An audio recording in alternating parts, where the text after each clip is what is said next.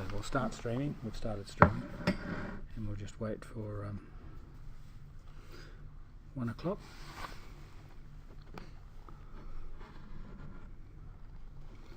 In the meantime, go over here. We can just sit in silence, be weird. Yeah, exactly. Just wait. Where are our visitors? Are they? They'll come when they're finished their discussions and their lunch. Oh, right. Okay.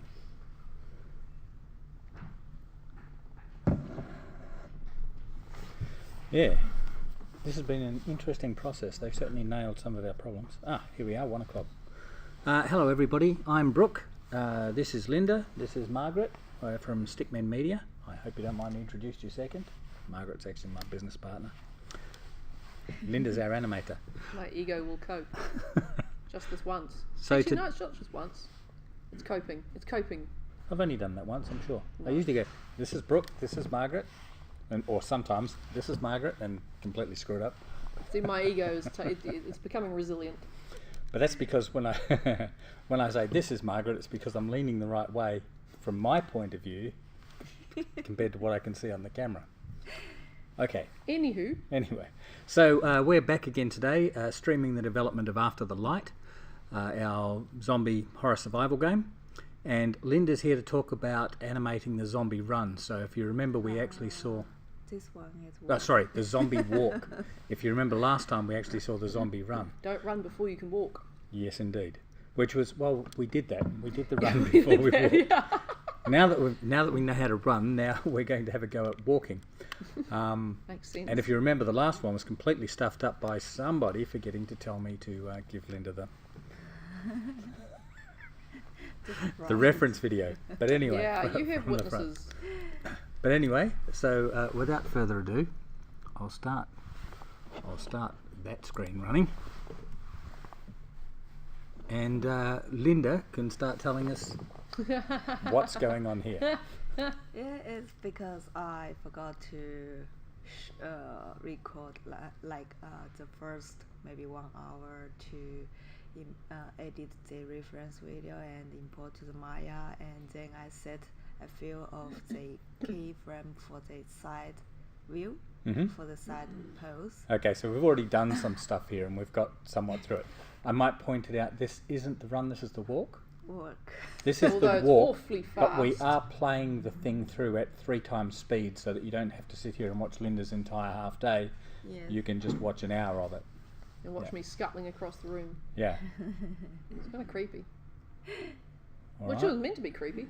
That's the point. It is meant to be creepy. Yeah. Bonus.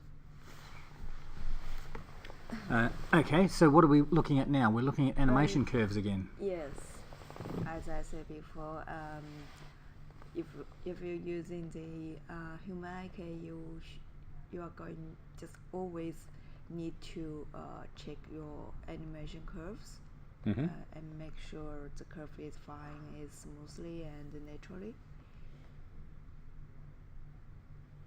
Yeah, well, the smooth isn't necessarily the most natural, is it? We found this when we've cleaned up mocap stuff. Yeah, of course. That often human movement, it's full of variety and inconsistency. No, not me. That was perfect. Every step perfect. Cookie cutter. Cookie cutter perfect. We did like 1,000 takes. And then we got to perfect. Indeed. Then we got to, we've had enough. But Oh, you'd had enough. I wouldn't have said perfect. Okay, so I should point out we've got a couple of visitors here today from the Built for Speed program. So you might see them wander around behind us or whatever. Asking questions or joining in. Or indeed joining in, asking questions. So they're actually helping us smooth out our procedures here at Stickmen Media. Cheers, you can be behind or in or to the side or wherever you like, really. And yes, so we're dealing with animation curves at the moment, which Margaret believes should be smooth in her case, even though we're looking at her walking and there's not smoothness in it. Not quite. No. And also, I just leave that animation curve edit window here, and also I just in the same time I will just directly doing the change for the character pose. Okay. And then sometimes I will notice if the curve just turns very strangely, like animation just stretch out, or so I will just know in time. So I will do on the character and the animation curve edited at the same time. Okay.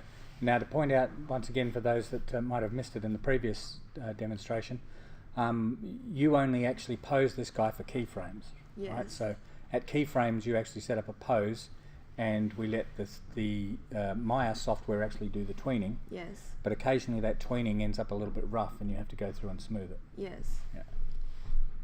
Nicely summarised. Oh, I thought so. I thought that covered it really well. And If you do say so yourself. Also for the foot part is because I need to I have to go to the front part, and this time you haven't given me the front reference yet. So A little problem we mentioned earlier, largely caused by Margaret. Oh. Yeah. Not that I like to blame. So you'd like to think. Anyway. Not that you'd like. Not that you would. I'd like to shift the blame. I quite know frankly. you would.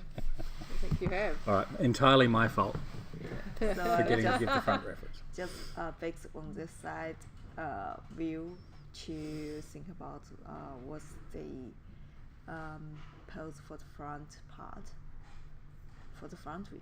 Mm-hmm. So we just try to manage the front part and make the pose right, basically right.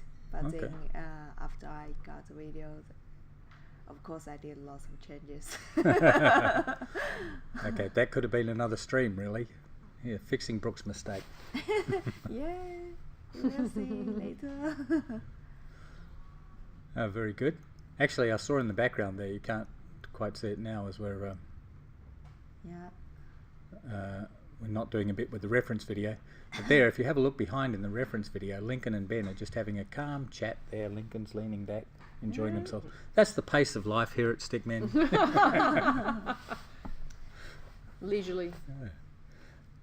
So what's Margaret like as a zombie reference? Do you think we got good stuff there? I think Yeah. the superlatives are in order, but you might want to be a little more specific about what you mean. Well, did we capture a nice creepy run and walk, I think.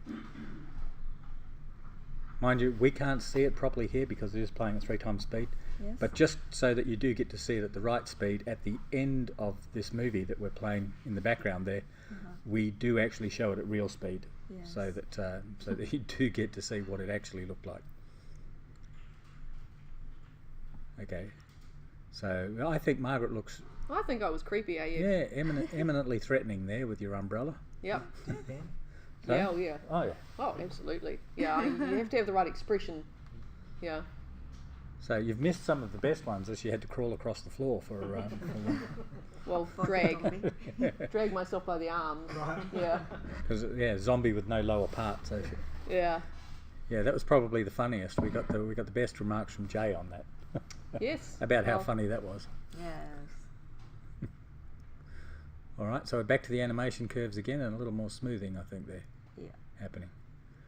It's not quite your traditional software development place. So the lines on that animation graph are to do with the various axes that you're smoothing over, right? So we've got X, Y, and Z for rotation, and X, Y, and Z for translation. Yeah. So on that thing, we're actually looking at 6 lines, Yes. essentially. And also not just adjust the animation curve, also sometimes I will check about that keyframe at that red dot on the animation curve editor. Yeah. And because sometimes I will set, just for example, like the frame 1 and frame 10. Frame 1 is the lowest part from the translate y-axis, and go to the 10.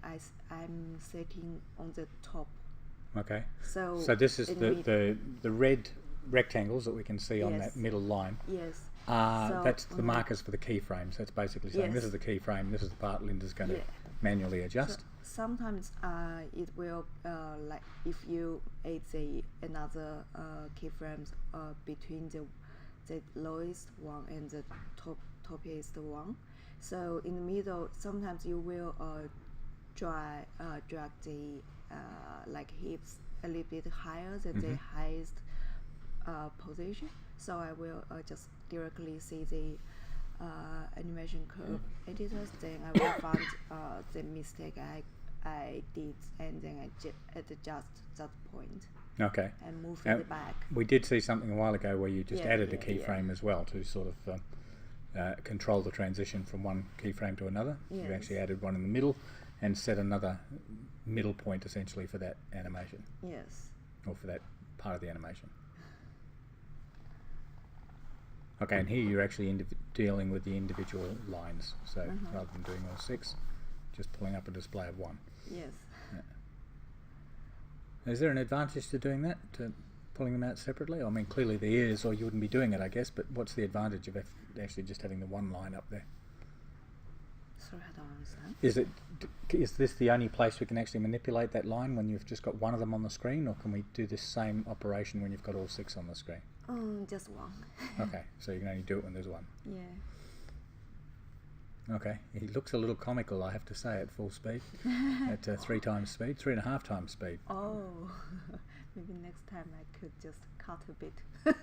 No, we've done that. We've got that at the end, so you can show his walk at the end. He looks great.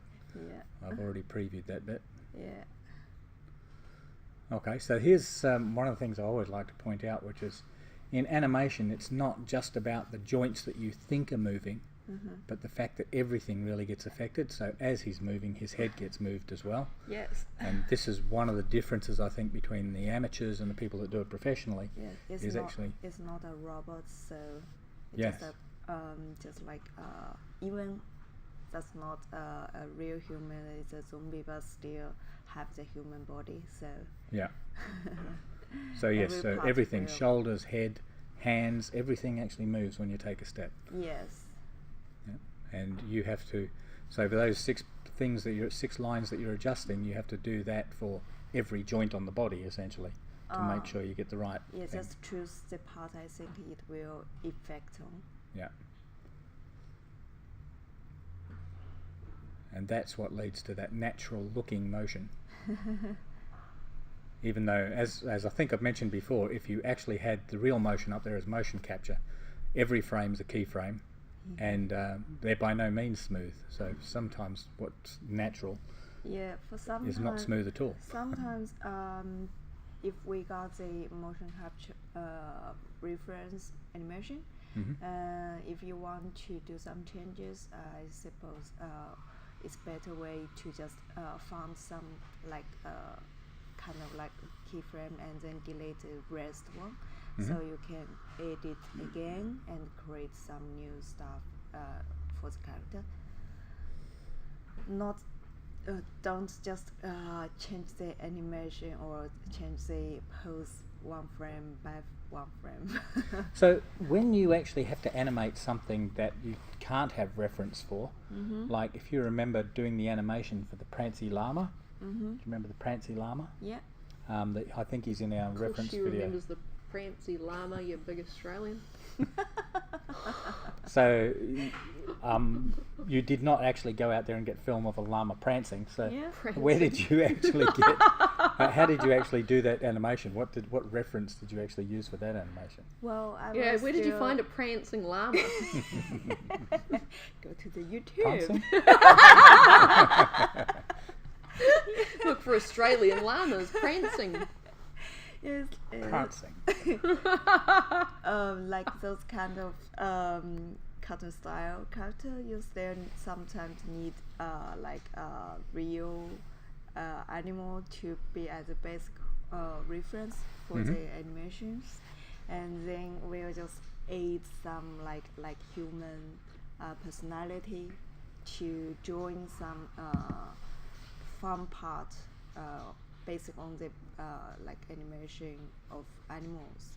Like we'll think about like when the llama is walking or something, I will just check the animation, the animals like action when they are doing some real live video to check the walking principles like that, and then I will just add some like fun, make people like laugh some part for the head part, like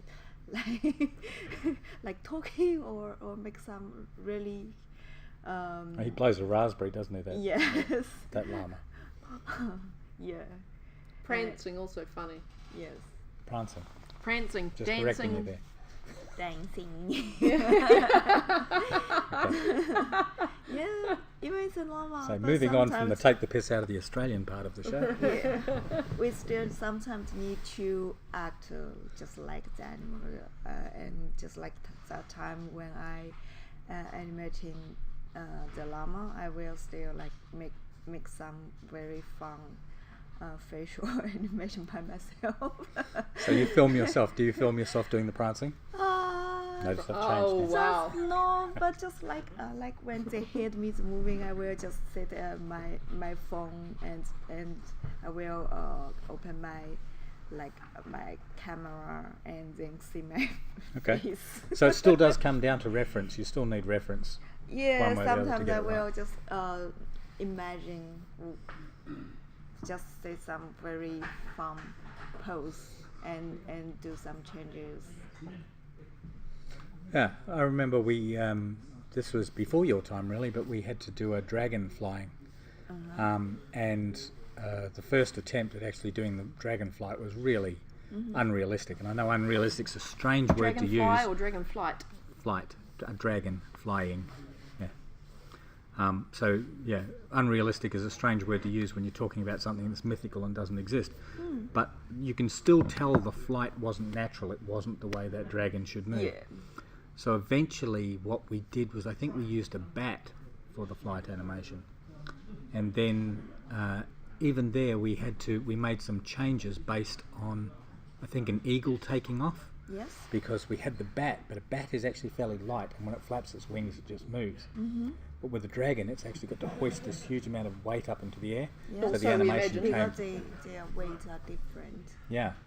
So with the eagle taking off gave us that better sort of, pushing the body up and then letting it drop down as the wings moved. Yes. And we got that animation from those two sets of references.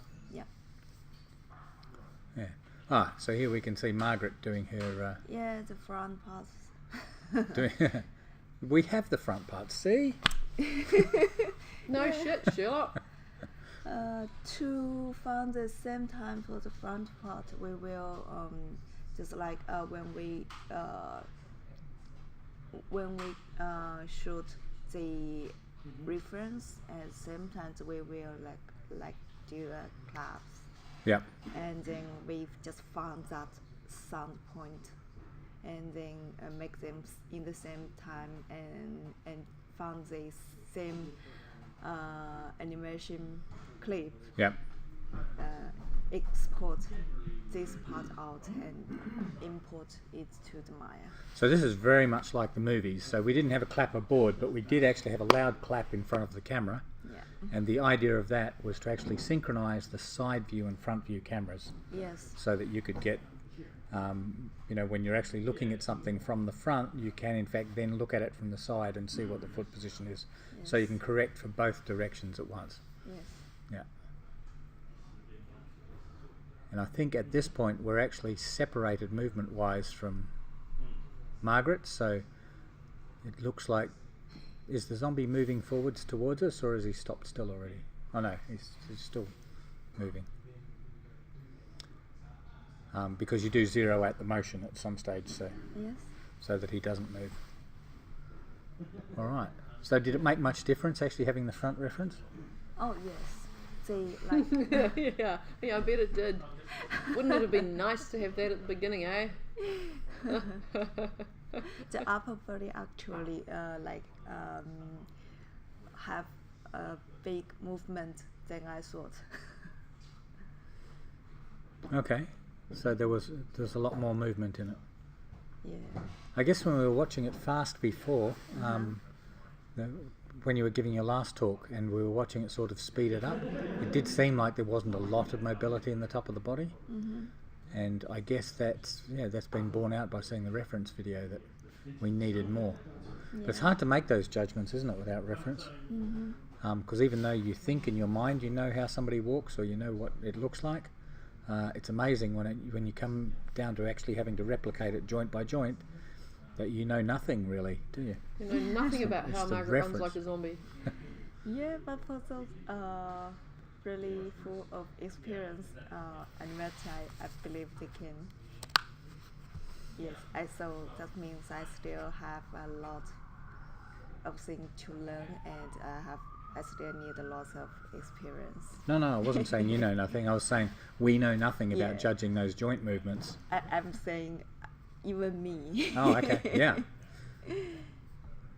Yeah, it really is a surprise just how much actually escapes your attention. Yeah, I know how to maybe on the front view and or how the upper body will go to the side, but I'm not sure what's the like how big for the rotation for the hips.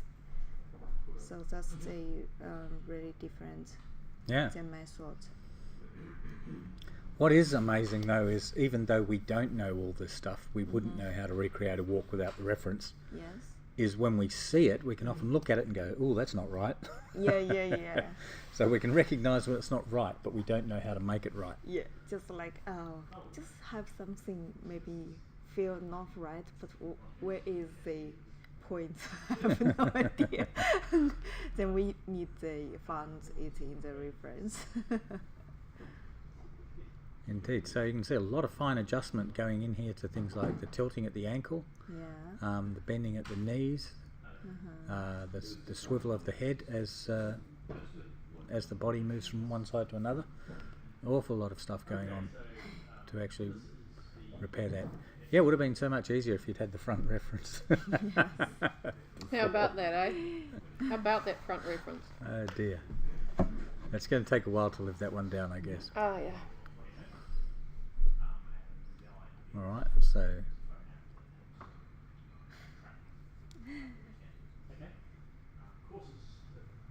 okay. Silence. Oh yeah, that's dead air. We're not supposed to do dead air, but occasionally you just get carried away watching the thing, or actually you just run out of stuff to say. Well, what I can say is there's a little dent in our replay there. We can actually watch the Twitch stream as we're watching this, and occasionally we just see the spinning circle of death, which means we're yeah, well, not so much dying, but that we're not streaming, or we're not streaming it down this way. We can't really tell if there's anything wrong with the stream itself. We just know that it's doing its buffer circle, it's buffering. And hopefully that's just a temporary thing and not everybody sitting there watching a spinning circle, which would make it a real pain for doing all this. Going to all the trouble of spending 5 minutes a day setting up some content. Well, it's not 5 minutes a day. Alright, so we're currently at the zombie two-step. The zombie two-step. Yeah, I just noticed there. That's He's doing the foot down, foot up. Yeah. Actually, this thing can look hilarious as you scrub backwards and forwards.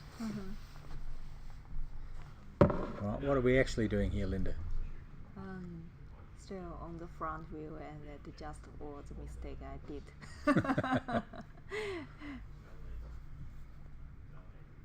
Okay. Alright, so now as you can see here, you can actually see on that plane how Linda's got the two references set up, one at the front, or one sitting behind that gives the front view, Yeah. and one sitting to the left hand side that's giving the I think it's the right hand. The view It's from the right, left yeah. view. So the right hand view is actually put on the left hand side of the No, that's not quite true.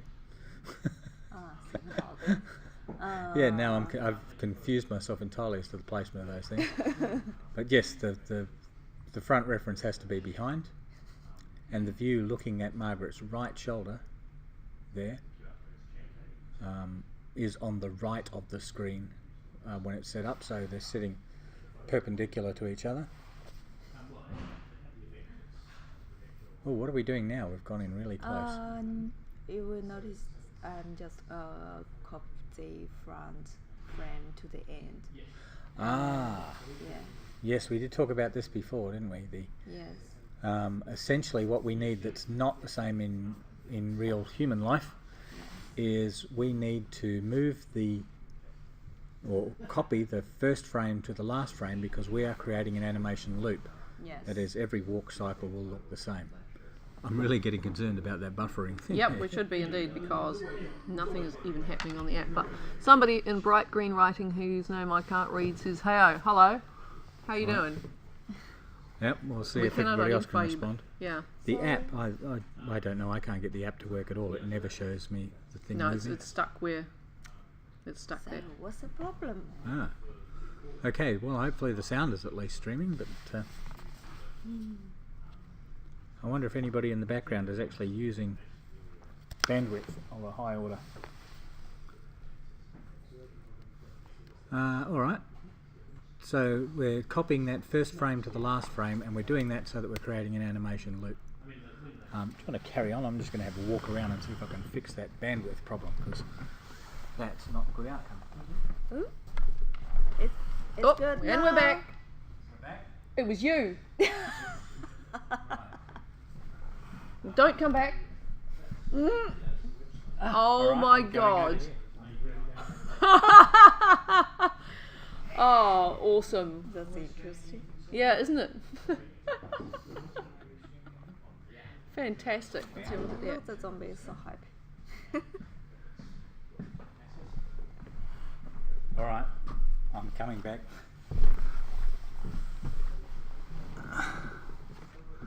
Stream Stream looks fine. Oh, Okay, good. so it's fine for everybody else, so it's just that we don't have It's enough just us. Fantastic. Okay, bandwidth good. here from our marvellous provider to actually stream stuff back. All right, thank you. for Okay, that. so we're still in the process of copying first frame to last frame? Looks yes. Okay. It is like still check every keyframe, make sure the front, both the side part. Let's try to make the best pose. Okay. How many steps do we actually capture in a cycle? Is it just the one step left and right, or do we actually do multiples? Actually, we have two. We have two cycles, just like left, right, So 2 steps essentially. Yeah, yes. It's So- because the zombie need like more change for. I think if we create 2 cycle, it's better. 2 work steps as a 1 cycle. It will be feel not just like the robot. Still Yes, like, okay. Yeah. So there's, it looks less repetitive if you actually do 2 steps rather than one in that That's cycle. what I More want to natural, say. like a natural zombie. Very good. Yes. Just to the right of the screen there, you can see a sombrero. That's actually an integral part, or has been an integral part of Stickmen Media's culture. It is called the punbrero. And if you make a pun in Stickmen Media, you are required to wear the punbrero. Hasn't happened for a while. No, it hasn't. No, it hasn't. Even though Matt still comes out with some appalling puns. Mm-hmm. So I think it needs to be reinstated.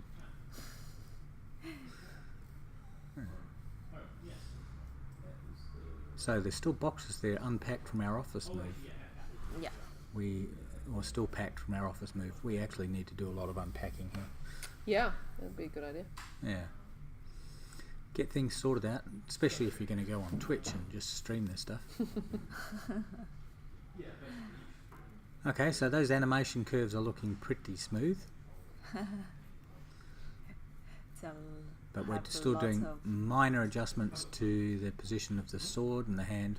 Yeah, it's for me, it's easy to find where the leg is, but because the arms are sometimes we are held by the body, Mhm. so it's hard in the legs. It's really hard to find where the right pose is. Yeah. Actually, I did lots of change for this part, and then I will just ignore the video and create it by just looking the animation and just drag them to the right part. Okay. So there is still some space in there for your judgment on Yes. what's actually a good pose for him to be in at a given frame. Mm-hmm. Okay, so these adjustments really are tiny. I'm amazed at how small we're making the adjustments just to get that right. Mm. And as I said, for some reason, we can really tell when we look at these things Mm-hmm. if an animation's not right or not.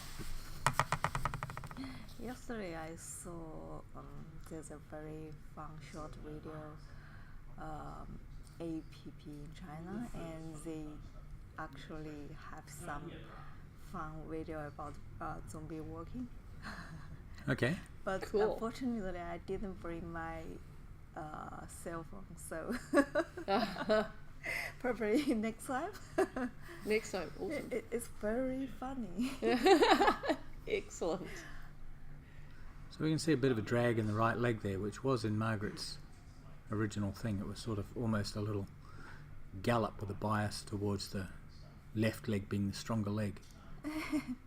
Which is quite an interesting way to have pulled that off, Margaret. Did you like that? I did. Well, I feel did. every zombie needs a Yeah. leg drag. Cliched, but there's a reason for it. Yeah, I did some change for the thing, right foot part is. I'm thinking about zombie. They are not going to raise the foot quite high Mhm. when they are walking. So just lift a little bit higher, and so to create kind of like drag the legs to the front. Okay.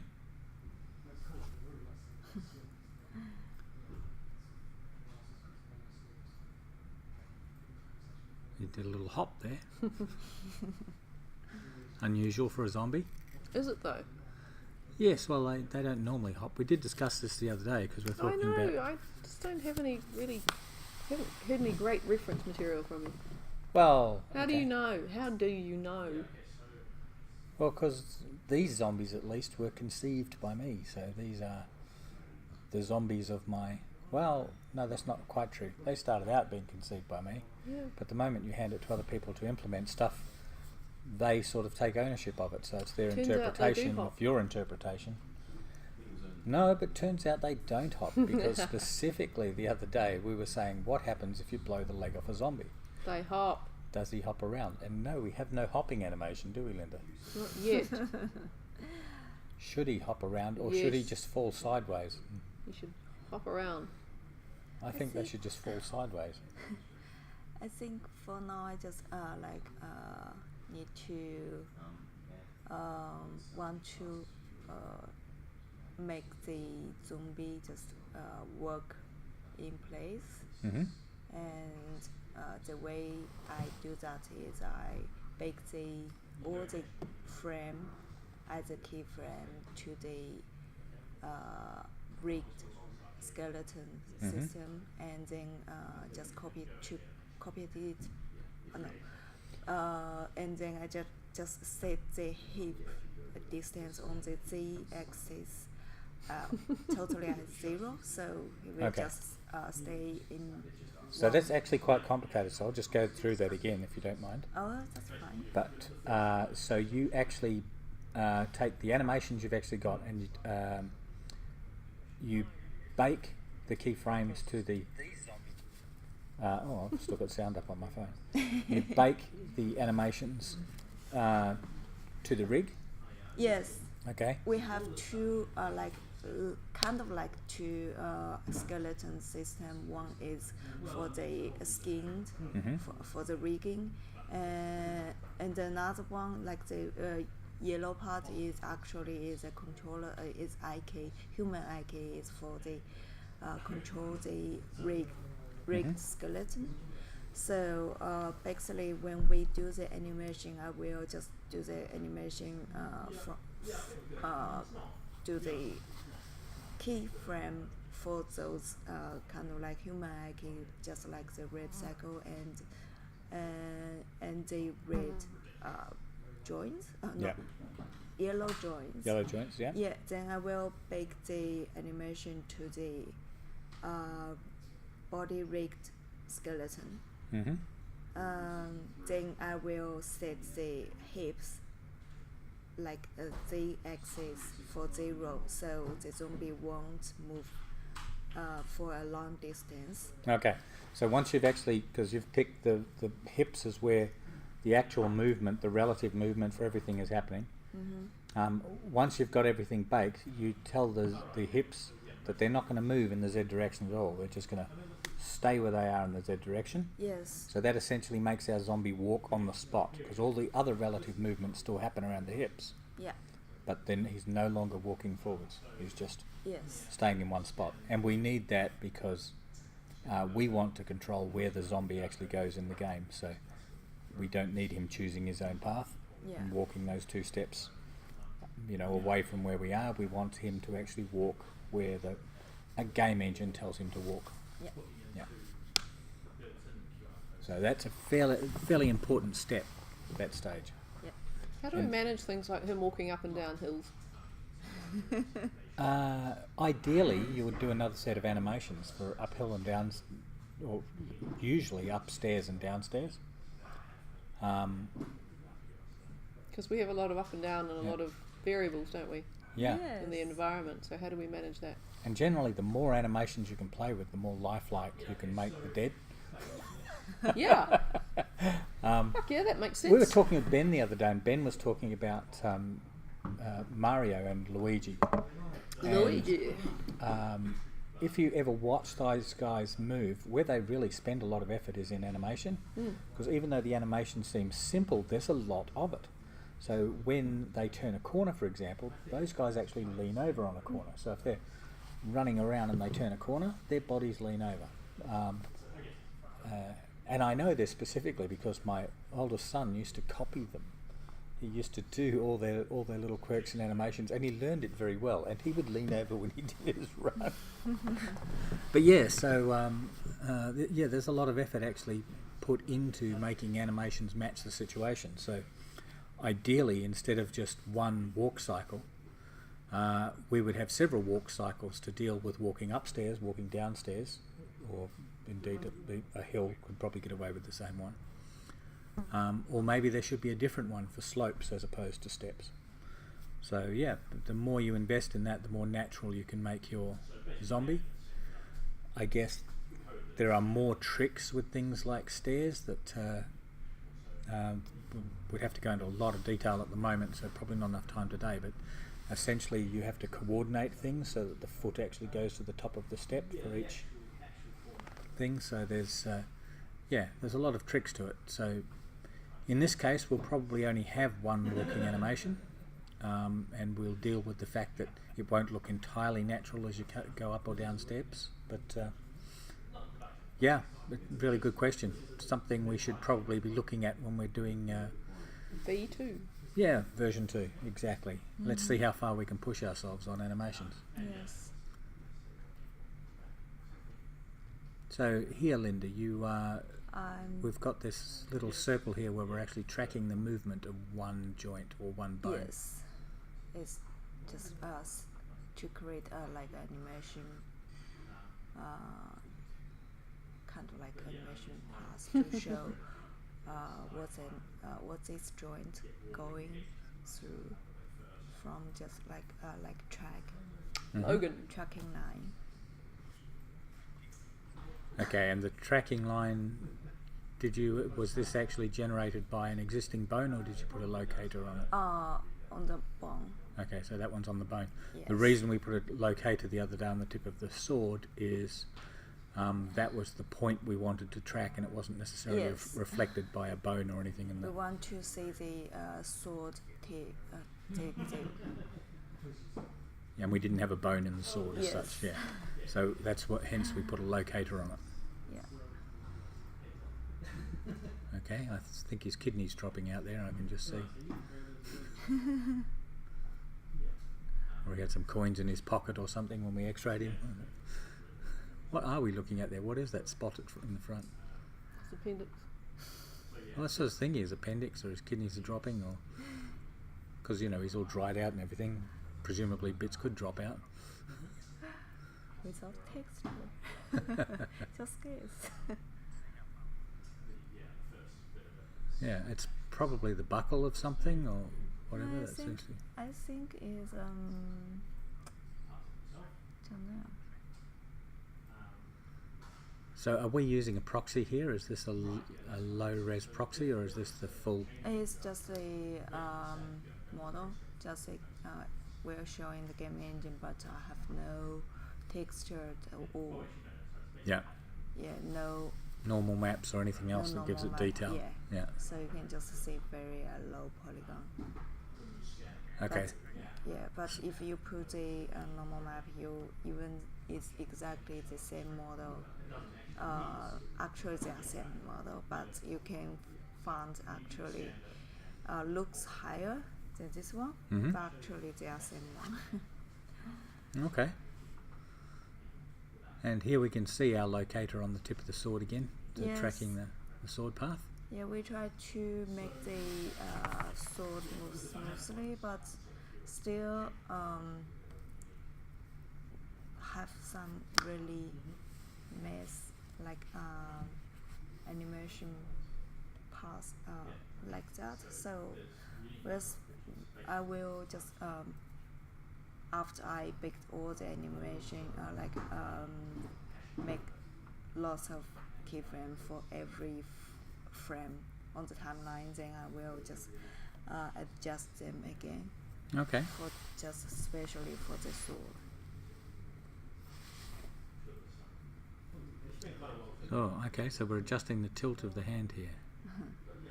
And how much difference does that make to that path? Must make a lot of difference to that path that you were actually Yeah. tracking before. Yes. It's like just notice the hands have a very weird position when they hold the sword. So Yeah. I just make the zombie hold the sword and looks naturally, Okay. not a weird. Looks pose like natural. that. Looks like any other dead guy running with a sword. Just what you'd expect. Yes, the idea of natural has a strange definition here. Mm-hmm. Okay. So, all right, we can see from the side here too the amount of up and down Yeah. movement it actually we endow it with. And I guess what that's showing is the drag of gravity as he moves it up. It sort of trails his hand, so Yes. the sword dips down a bit. Mm-hmm. And when it gets to the top of its swing, then the sword end goes up. And so a lot of this, I mean, some of it would be from the reference, but you didn't have top views from the reference, so a lot of it is your judgment as to what's actually happening there, isn't it? Yeah.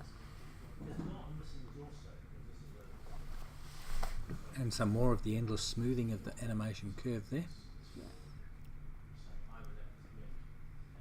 It's just like repeat. Yeah. Yes, so it's a phrase we hear a lot in the studio, which is rinse and repeat. So we just keep doing the same cycles over and over again, iterating towards something that's good. So yeah, everything's done with iteration, not the coding, thank God, but although there's some iteration in that, but not as much as there is in actually producing a good animation or even producing a good model.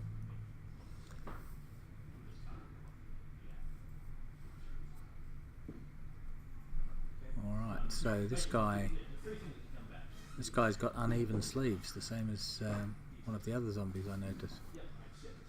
So there's more bone sticking out of his sleeve than Yes.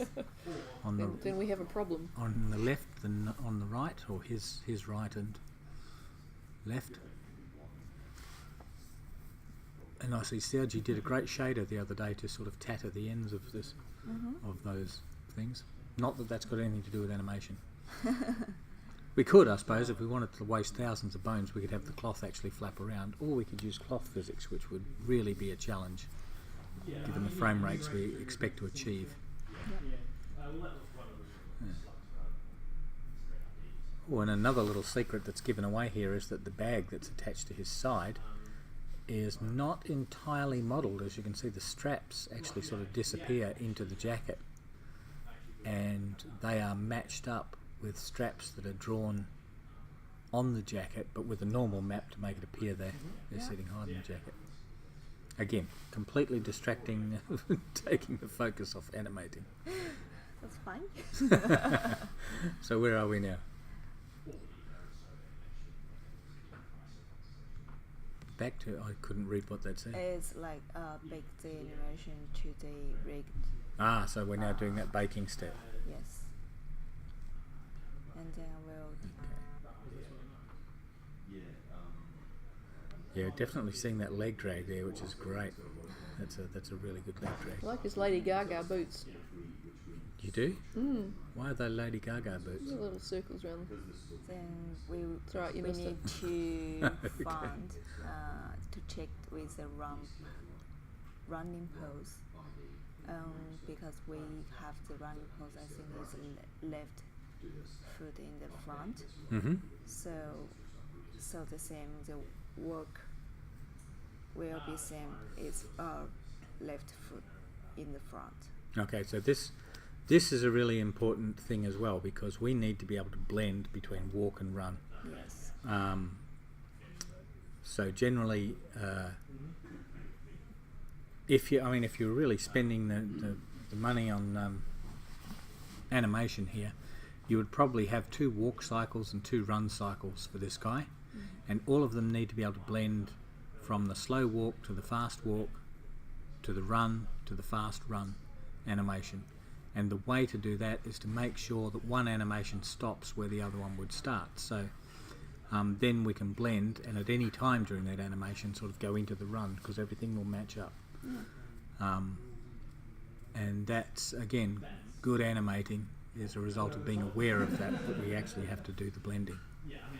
The software is very good at sort of organising the blending, but you do have to take account of it when you're actually doing the animation.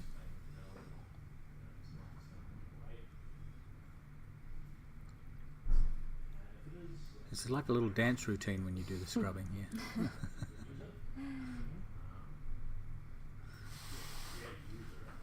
So which part of the run are we actually looking at? What's actually got your attention here that you're actually trying to fix? Because you seem to be scrubbing through the same thing over and Yeah, over. I just to do a little bit adjustment for the timeline because I noticed we said before we actually did the 2 work cycle. No, not 2 work cycle, like 2 work steps as a 1 work cycle. So I noticed the first work step is shorter than the second one, so I just make more time for the first Okay. work step.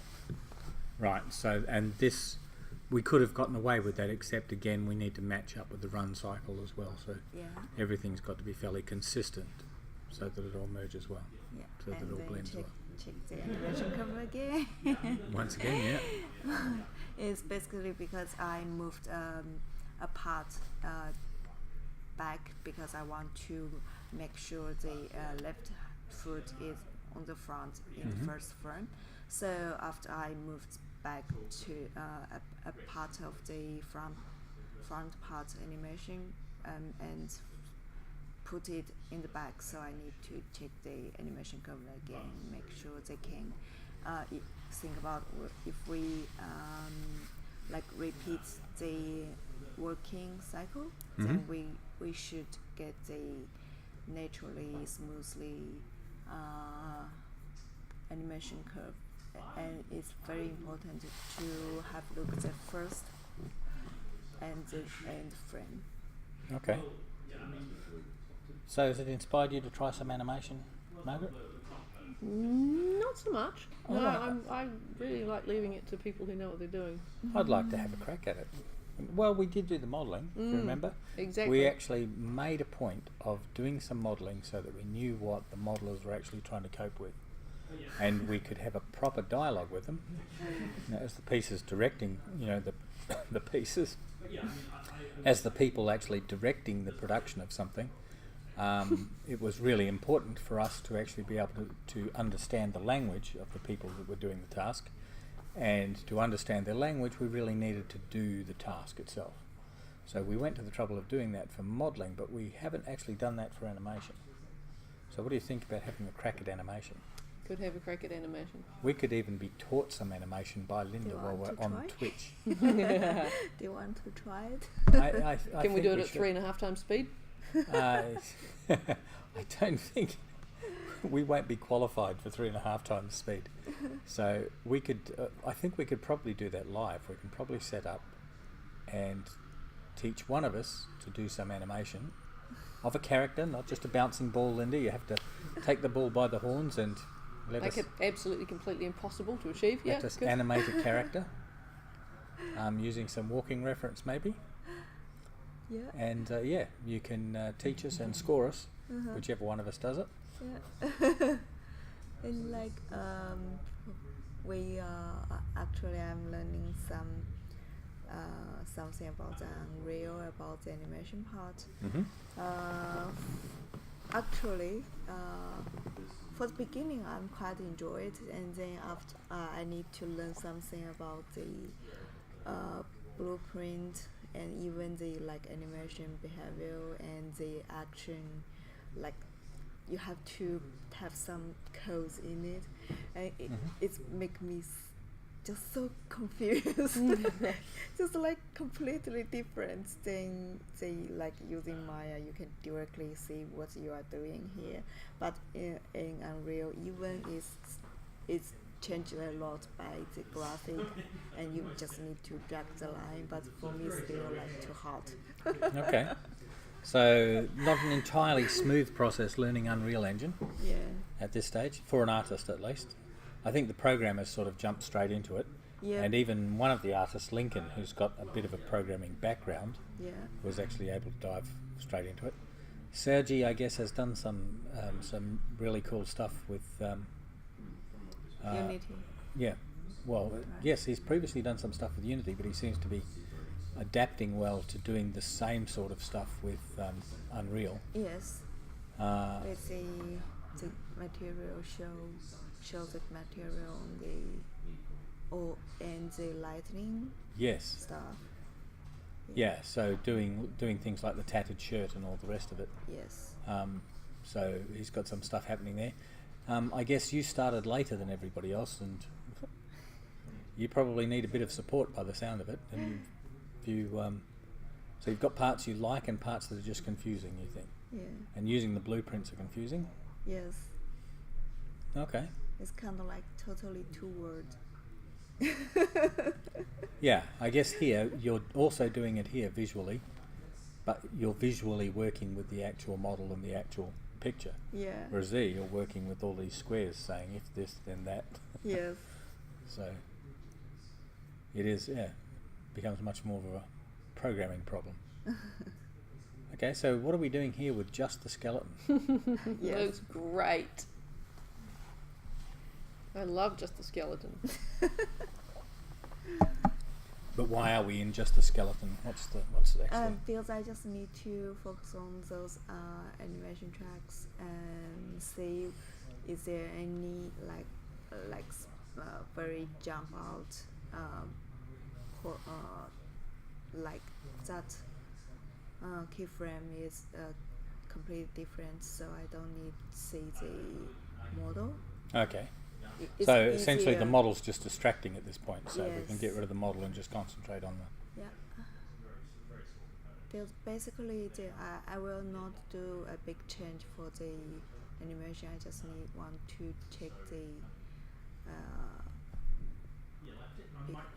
we bake all the keys to the timeline, so I just want to make sure the middle frames are good. Okay.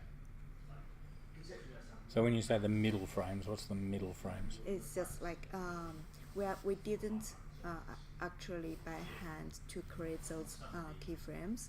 They are just created by the software when we baked all the frame to the joints. Mm-hmm. So they are produced by the software. So I have to make sure they are working good between those keyframes. Okay. Yeah, looks like they all keyframes, but actually some of them are not. Because we need to export to the game engine, and we have to bake all the keys to all the bones, all the joints. Yep. So sometimes when we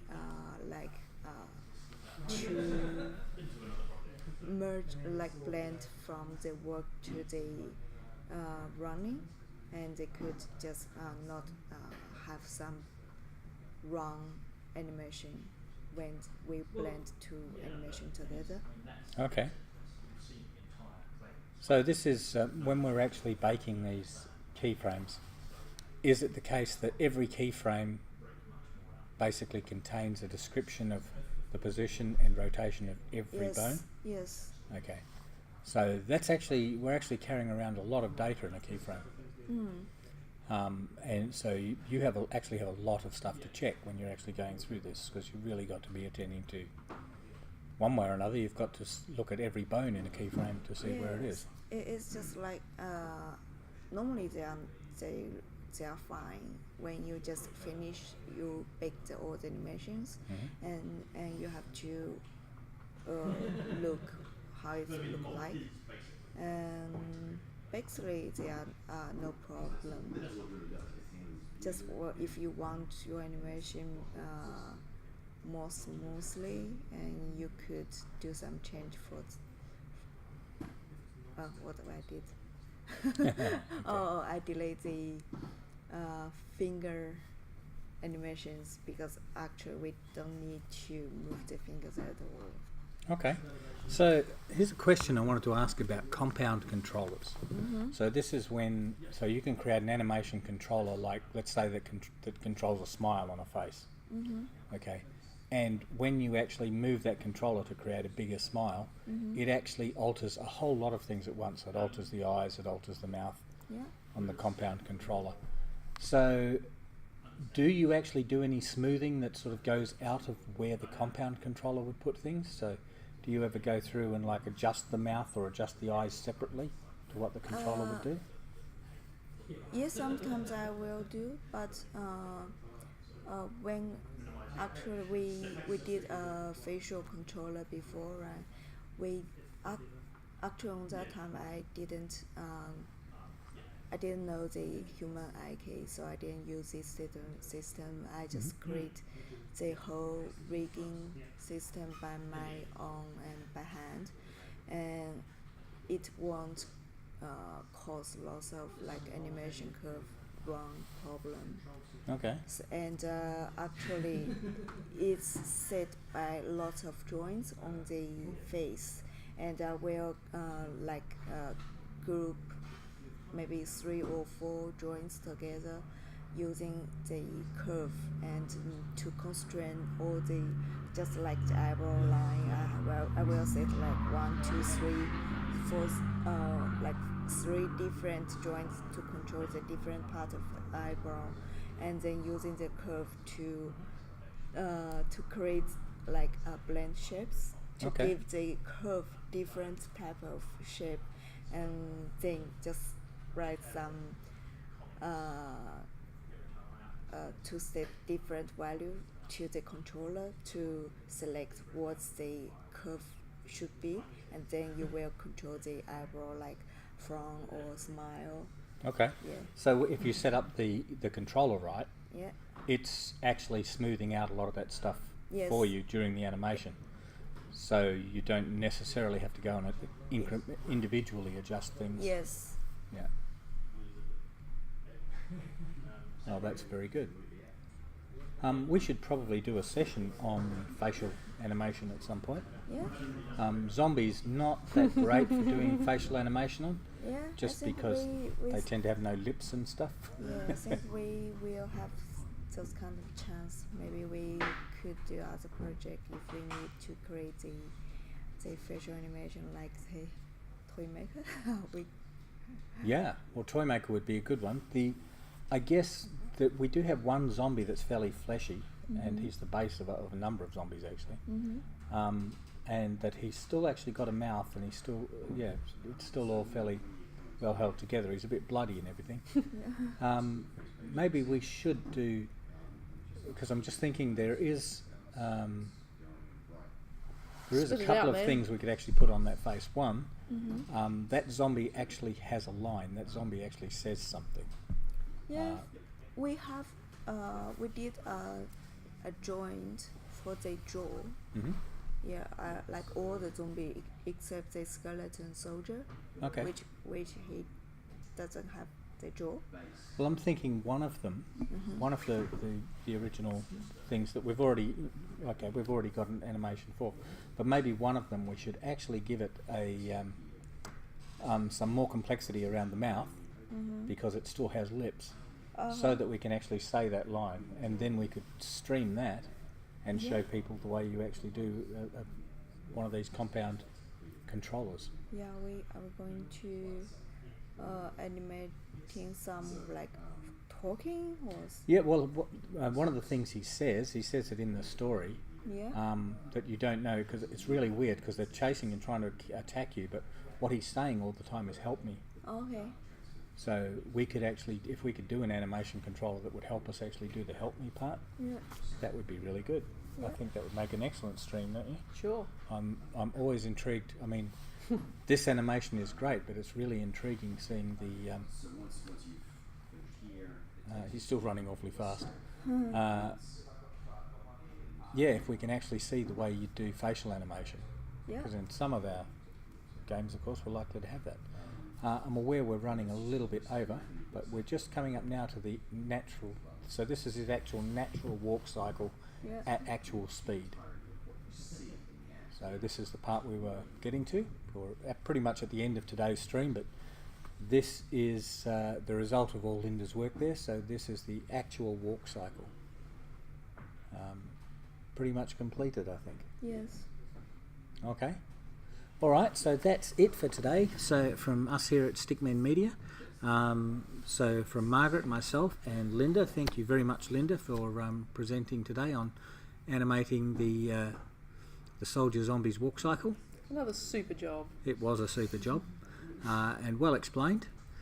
So we'll catch you again tomorrow at 1 p.m, where we have a guest speaker, Nadia from Cerebral Fix, will be coming and talking to us about game development in the Cerebral Fix studio, just to sort of give you guys a flavour of how things happen in other places. We do seem to have a question there that I probably should get to. It says... What? It says you're kind of hot. Okay. That's the first time. All right. Okay. Probably the first compliment we've had on the show.